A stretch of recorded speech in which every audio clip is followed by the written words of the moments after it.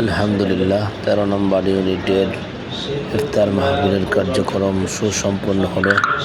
আল্লাহ রাব্বুল আলামিনের কাছে দোয়া প্রার্থনা করছি, আল্লাহ রাব্বুল আলামিন যেন 13 নম্বর ইউনিটকে কবুল করেন।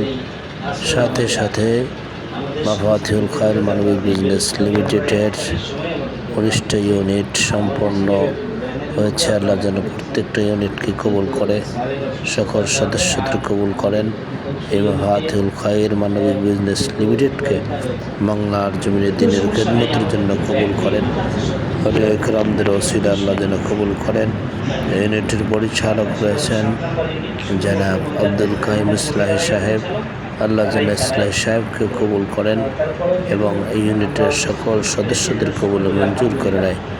আল্লাহর কাছে এই দোয়া প্রার্থনা করে সকলের কাছে দোয়া চাচ্ছি, আল্লাহ যেন মাহে রমজানের ওসিলায় আমাদের এই মাফাতিহুল খায়র মানবিক বিজনেস লিমিটেডকে কবুল মঞ্জুর করে এবং প্রতিনিয়ত তারাক্কি দান করেন।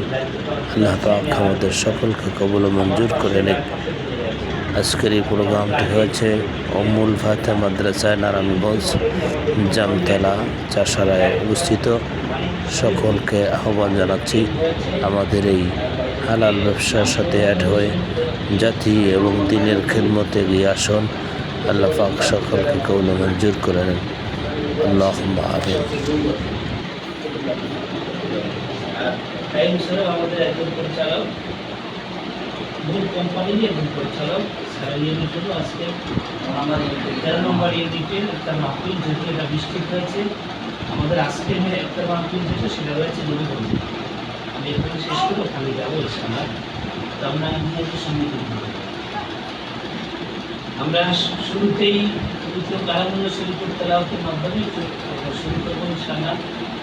আর তুমি কিন্তু শুরু করো, সূরা ফাতিহা পড়ো বলে